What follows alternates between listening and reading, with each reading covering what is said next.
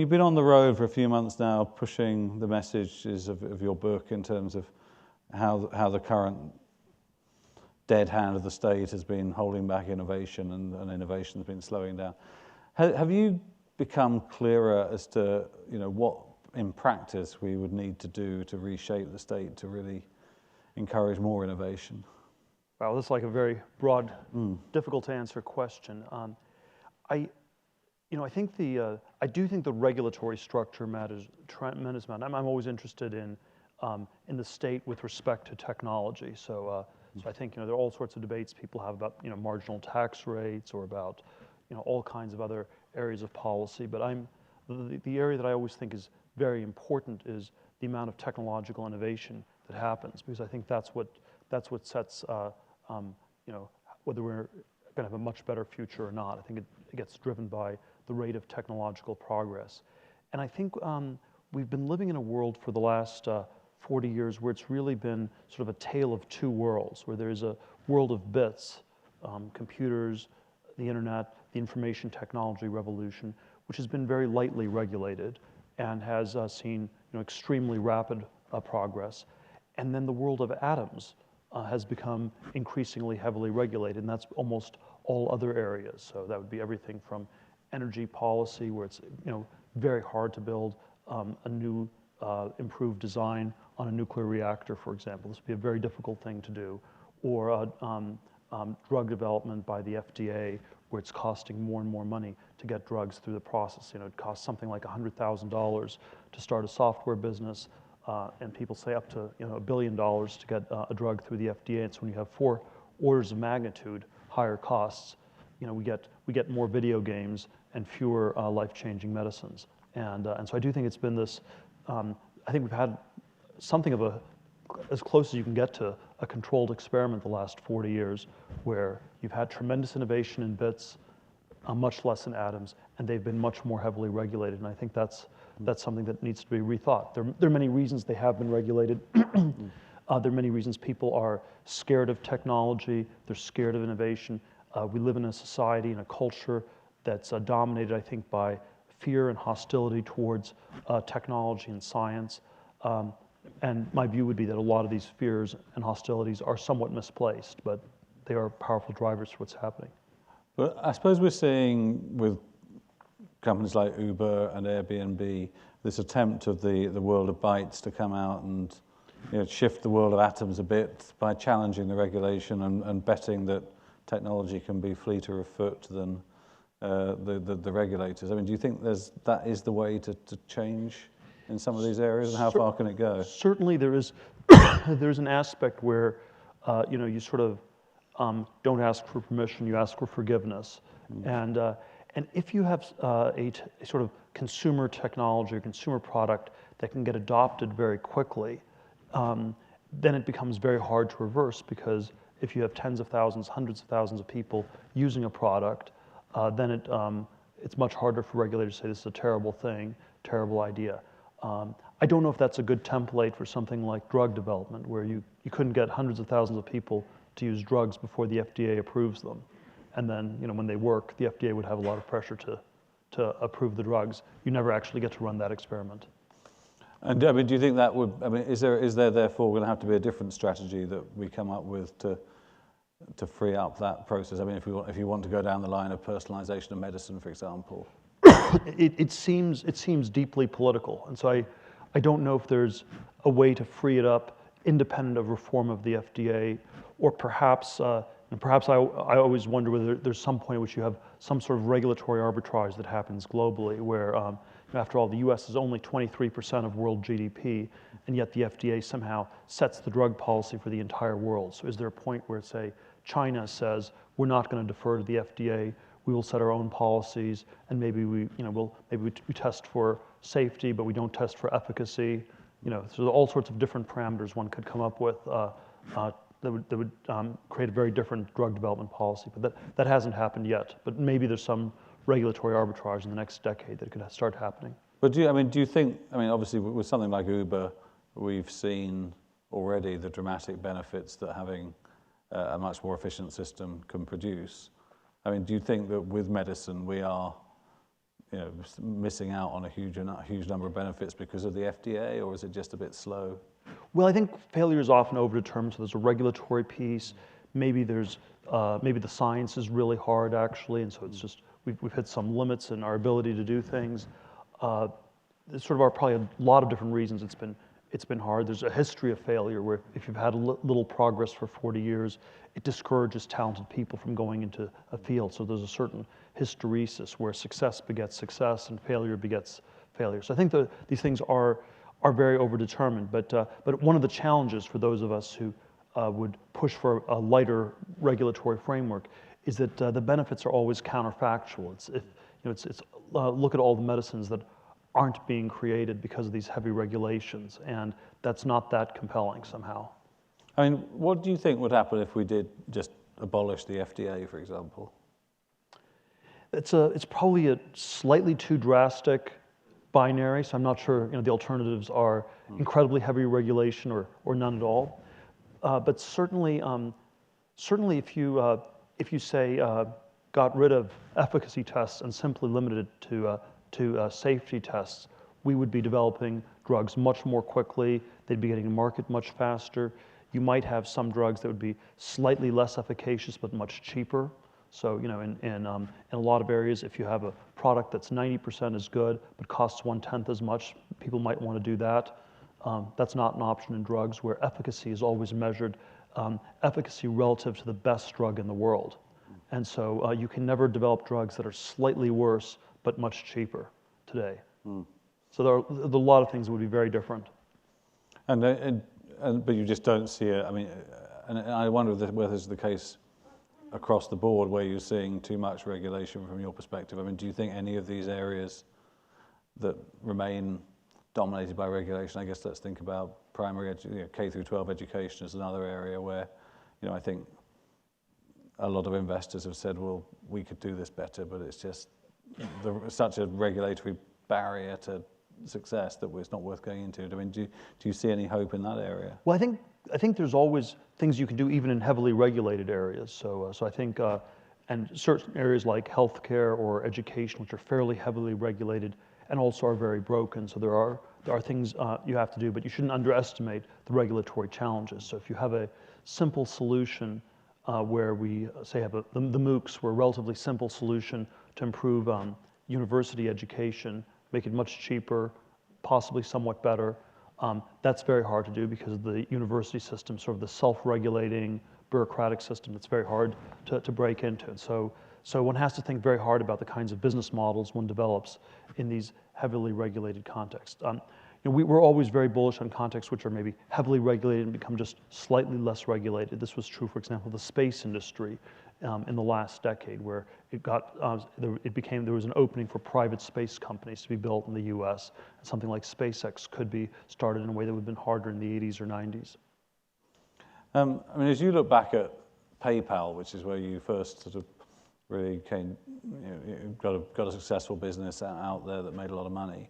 I mean, we've now had this revived interest in Bitcoin and digital currencies and so forth, which I think all run up against the problem of, will the state allow a private money system to exist? Do you think that PayPal could have evolved differently along those lines, or do you think that fundamentally that could have been the equivalent of Uber for finance, and is Bitcoin going to do it this time around? Let's see. So I always think PayPal had these goals of creating a new currency. We failed at that. We just created a new payment system. I think Bitcoin has succeeded on the level of a new currency. The payment system is somewhat lacking, so it's actually very hard to use, and that's probably the big challenge that exists on the Bitcoin side. I would say that with respect to finance, we're generally in a more heavily regulated world than we were in 99, 2000 when PayPal got started. And so it might actually be very difficult to start PayPal today. I'm not even sure you could build PayPal today because the regulations are tougher. And so there was sort of a lot of this was in a somewhat gray zone in 99, 2000. Today, it might be much harder to get started, much bigger barriers to entry. At the same time, there's still a lot of people trying to do things in financial technology in one way or another. challenge is that it's a sector where you're having increasingly heavy regulatory headwinds, and that's a big worry. I mean, if you were to sort out the payment system around Bitcoin, I mean, do you think it could catch on in a way that would be seriously disruptive to existing fiat currencies?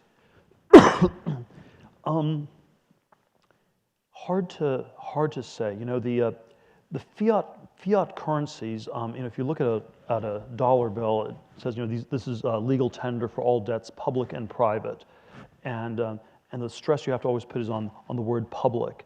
And so, as long as you have to have dollars to pay your taxes, and if you don't have dollars to pay your taxes, people with guns will come after you and lock you up or do something bad to you. And so, you know, you can't use Bitcoin to pay taxes. You'll have to still convert it into dollars. And so on that level, it doesn't really threaten the supremacy of the dollar as a reserve currency, which is probably ultimately backed up by US military power. And what if a government somewhere, you know, maybe the Swiss or someone, was to say, let's embrace an algorithmic digital currency and put the weight of the state behind it? Do you think that's what Bitcoin needs to take it to really catch on and be an effective currency?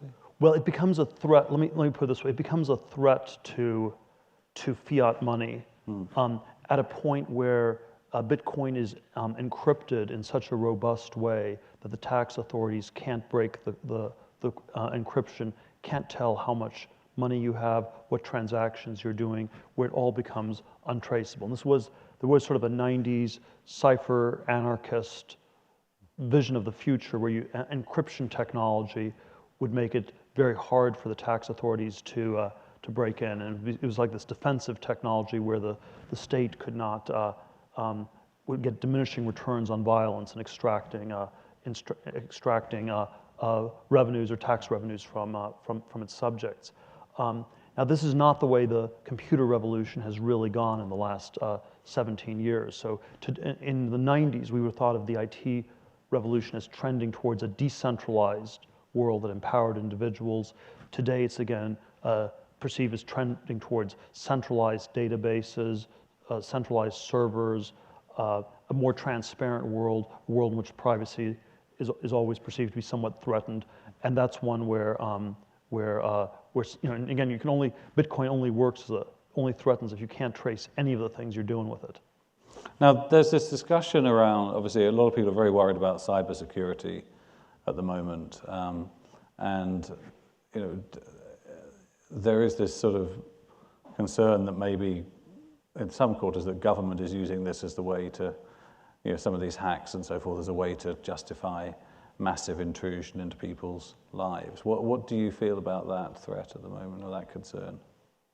You know, there's probably, I mean, I do think our intuitions about cybersecurity are very, very poorly formed because we probably don't fully understand how much the data can be taken from us. How you know, we have sort of this Cartesian model where we think that, you know, we know what's going on, and if we're not saying something, the other person can't figure it out.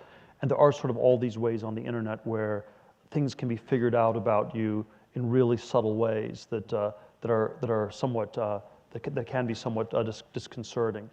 I do think that you know, I think the way I like to frame the national security issue is always that technological innovation would mean more security with fewer privacy violations. This technology always involves doing more with less, so more security with fewer privacy violations. The political debates we tend to have in our society are always anti-technological in character, in that they assume there can be no innovation. And so the debates are always more with more versus less with less. And so there's more government spending using, you know, on more projects versus spending versus austerity. It's never efficiency, which would be sort of a technological dimension. And I think that I do think there has been sort of this runaway, very low-tech national security apparatus in the U.S. that sort of hoovers up all the data in the world and has no clue what to do about it.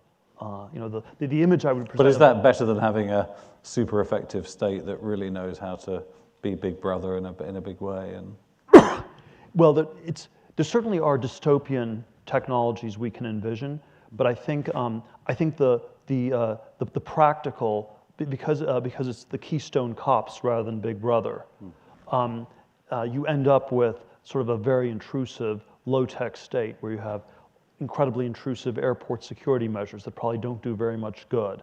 And these are sort of replicated on many different levels. So I think the intrusiveness on some level is a function of its ineffectiveness. Now, you've talked about the state having this deadening effect on innovation. And one of the points that several people have made to me is that, didn't the US government invent the internet in some ways? Didn't DARPA play a President crucial Gore claimed to have Yeah, indeed. What actually, is it as black and white as maybe is often presented, that the state just deadens innovation, or is actually there a much more complex ecosystem there that we need to figure out how it works and how to replicate it? Well, certainly in the 1950s and 60s, there was a certain part of state-driven innovation that happened. There was also much less regulation, though. So you would not be able to get the polio vaccine implemented today. When they first tried the polio vaccine in the 50s, a whole bunch of people were given too much, and a number of people got killed, got infected with polio. If that happened today, you'd put the kibosh on that for like 20 years or something. And so I do think the regulatory thing is much different from the 50s or 60s. But in terms of the state being a driver of innovation, there has been a decline, and it's worth thinking about that a little bit more. You could not do an Apollo space program today. You could not do a Manhattan Project. If Einstein sent a letter to the White House, it would get lost in the mailroom. And so there is something very odd about the sort of there's probably there's. But do you think there is a potential Manhattan Project that we're sitting on and not doing because of the way modern states work? Or you have to believe that complex coordination by the government is possible, and even most of the people on the left no longer believe that. So I would say the minimum condition for the state to do things is that you have to believe that you can do it. And even the people on the left do not believe in complex coordination. So but we did do a Manhattan Project. But that was a different set of people in the 30s and 40s who believed in a form of central planning, coordinating hundreds of thousands of people on this one very specific determinate project. And we don't have.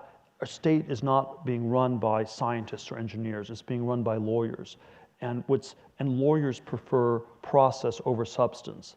And so if the state is going to innovate, it has to make substantive determinations on what you would do, what you would prioritize. So for example, in the area of clean energy, the substantive version would be you decide, okay, this is the energy we're going to build, and then there's this very complicated set of things you have to do in making the grid work. I personally believe nuclear power, there should be more nuclear power, and that is a complex coordination problem. You have to figure out where to site the nuclear plants, you have to figure out where to put the waste, and so there is probably some state involvement in getting that coordination problem solved. That's not the way we think about what the state should do today. We think of it as a financialized portfolio theory, where the state should invest 100 different projects, let 100 flowers bloom, see what works, see what doesn't, and then you end up with white elephant projects like Solyndra, which go absolutely nowhere.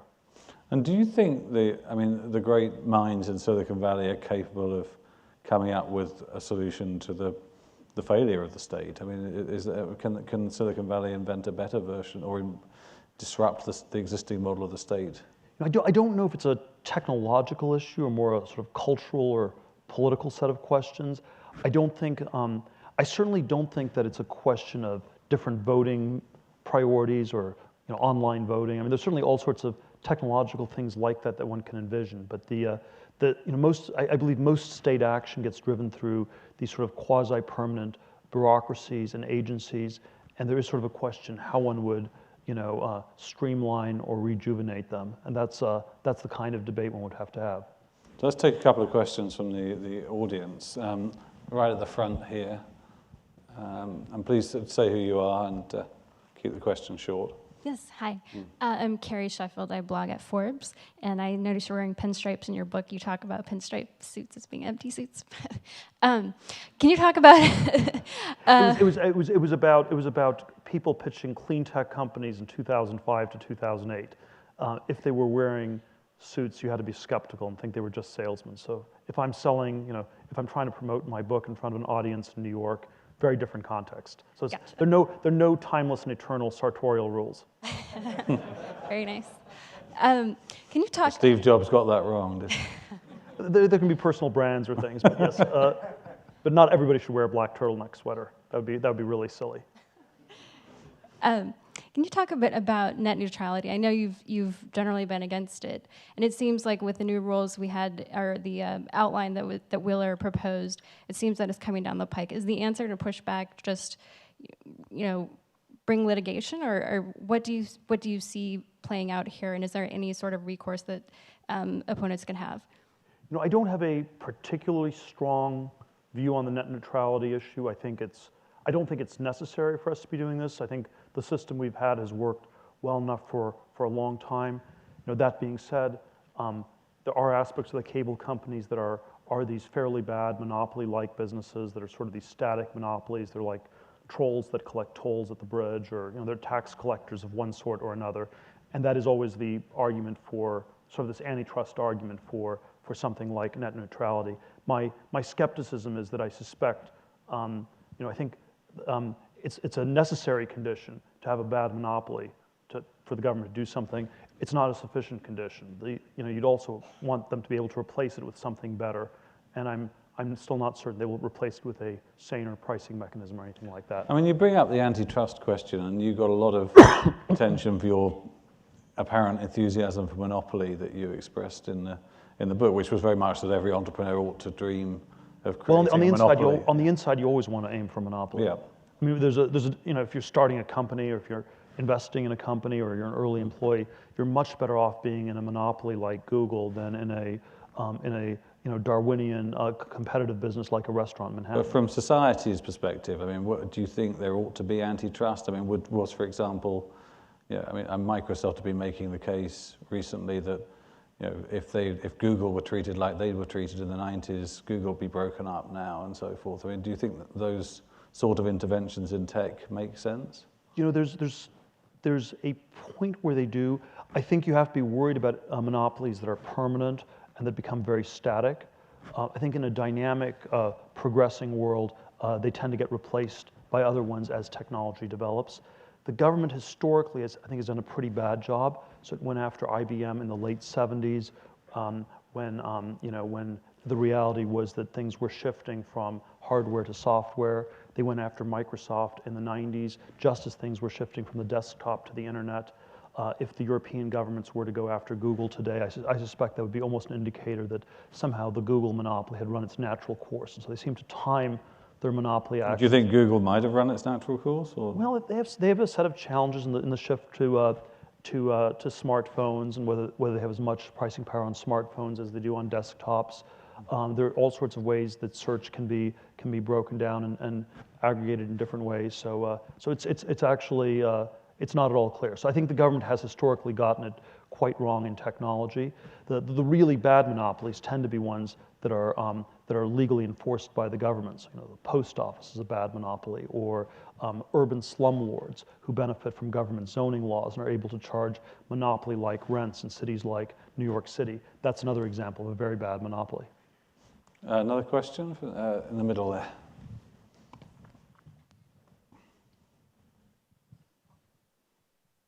Dove Heller, you seem to think that the reason we can't get real research and innovation done through government now is a lack of confidence in government. So why is the answer not just to try to restore confidence in government? Well, I'd say, I'm not saying that's a sufficient solution, but certainly it's necessary. You need to have people who have confidence in themselves, who believe they are capable of making determinations, and we don't have such people in the government. I'll go back to my Solyndra example. It's you had a cylindrically shaped solar panel versus a flat panel. High school geometry, it's 1 over pi as efficient as a flat thing. 2 pi r over 2r So it's 1 over pi as efficient as a flat panel. From high school geometry, you could tell this was a mathematically inferior design that was never going to work. You had a Nobel laureate, Stephen Chu, running the energy department.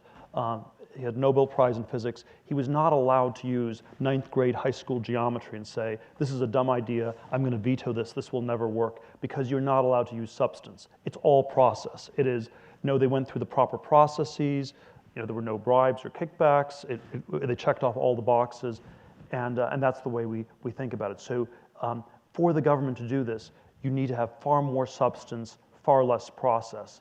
And that's a very different government from the sort we have today. And very different from the people who make it up. I think you'd have to have far fewer lawyers, far more engineers and scientists. Those so are the people one more question in the middle there. Yeah, gentleman with the grey hair. You say who you are, please. Yeah, sorry, Church Lewis.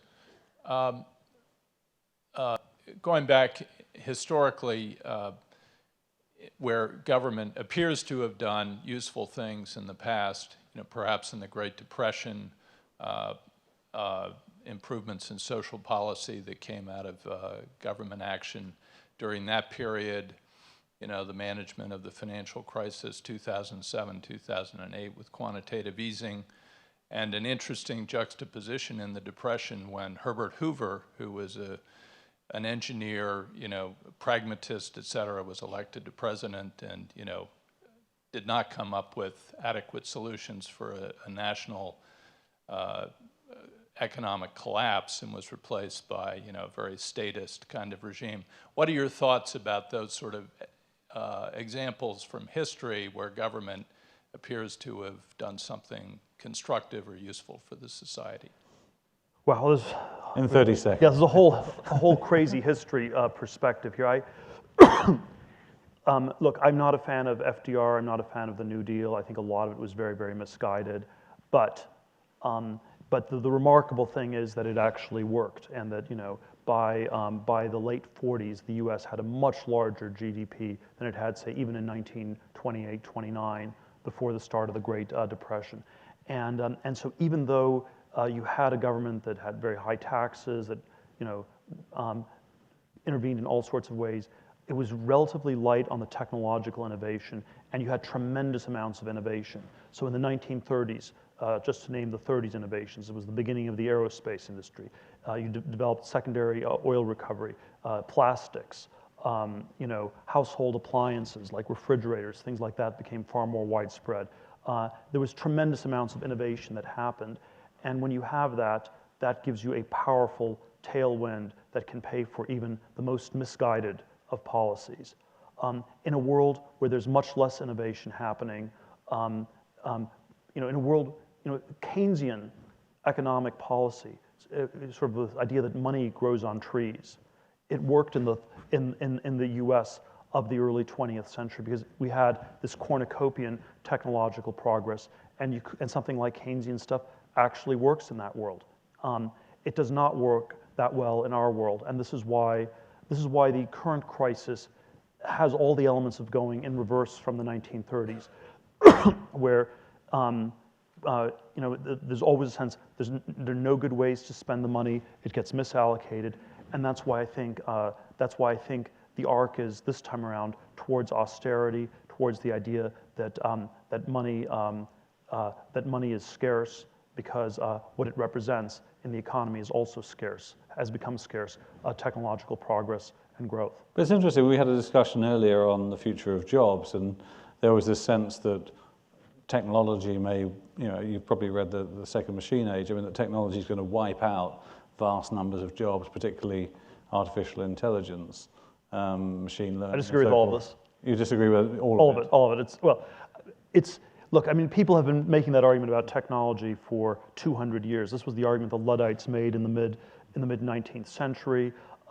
It's a problem we would like to have because if so many jobs were wiped out, you'd have such increases in productivity. It would free people up to far more productive things, which was the story of the 19th and early 20th centuries. I think these sorts of arguments gain a lot of traction because technology is a very convenient scapegoat in our society. It functions as a scapegoat. It's what gets blamed for everything that's wrong with our society. Middle-class jobs in the US are not threatened by artificially intelligent robots. That's like science fiction, fantasy, might happen in 100 years, maybe never.